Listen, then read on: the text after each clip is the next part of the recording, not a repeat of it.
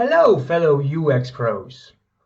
Now let's talk about residual risks. You all know the saying, no risk, no fun. But still, if we talk about medical devices, of course we would prefer to have no residual risks. Now let's start with the disappointment and then improve the mood again later. It's not going to happen.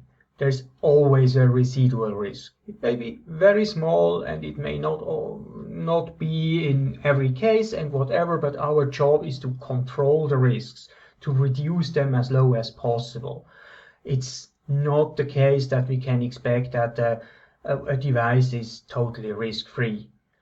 Also, if we look at the probability of a use error, well, you're never going to have anything with interaction included where you will never have somebody doing it wrong. So that's why we prefer these risk control measures by design and protective, because just drilling people into never making a mistake is, well, pretty pointless.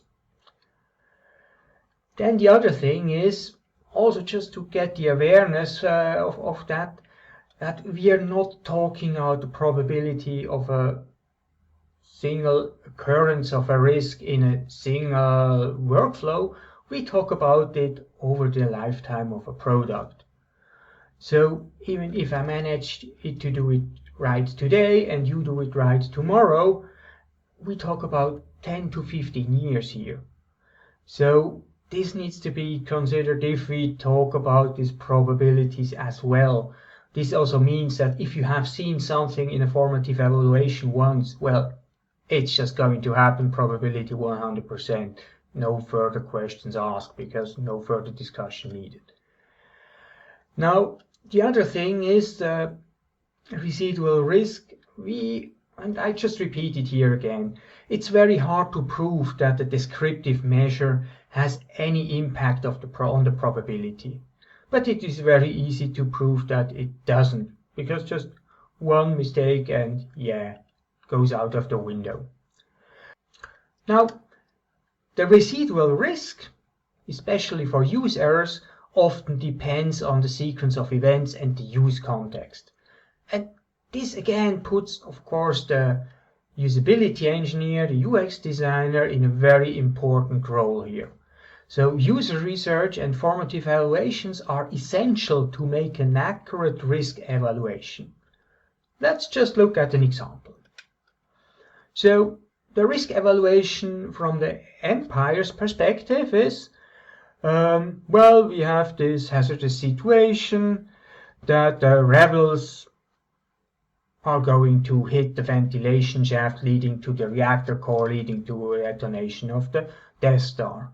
Now, from the Imperial point of view, well, the assumption is, well, rebels have no clue where this shaft is and how to hit it and so on and so forth, which kind of brings them to the assessment that, well, 1 in 176 million fighter pilots may have a chance of 1% to hit this shaft, which is really, really, really low.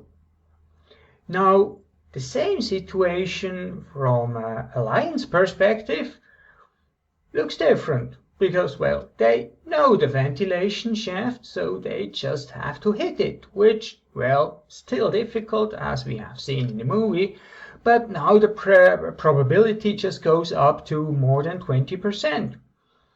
So you still need average 5 tries, but yeah, you see, it's a completely different point of view. So that's also where the motivation came from to still try it. And if you're interested in this type of thoughts, well, I just suggest you to read also Nassim Taleb's book about black swans. There you get much more detail than I can give you here about how to get to a survivable risk assessment. Okay, so if this was now too abstract, well, not everybody works in the Deathstar industry. Just think about the blood screening device. If you miss one HIV positive blood donation there, well, that's just a disaster.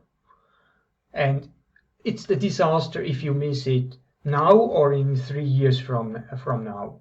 So you get the idea about these probabilities over the lifespan.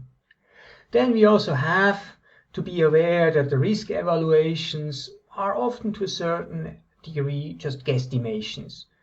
So we have to be rather conservative but still realistic. Otherwise, well, just everything is dangerous and we're all going to die, and yeah, that's not helping. Last thing, probability of use errors is assumed to be 100%, but the sequence of events and the use context are essential for the evaluation of the risks, especially if we talk about use errors. And in the end, yeah, there is still some residual risk. Things can go wrong, so this is also the reason why it's very important to not just look at the risks and what's going on during development, but also in post-market surveillance. That's it for this topic. See you again.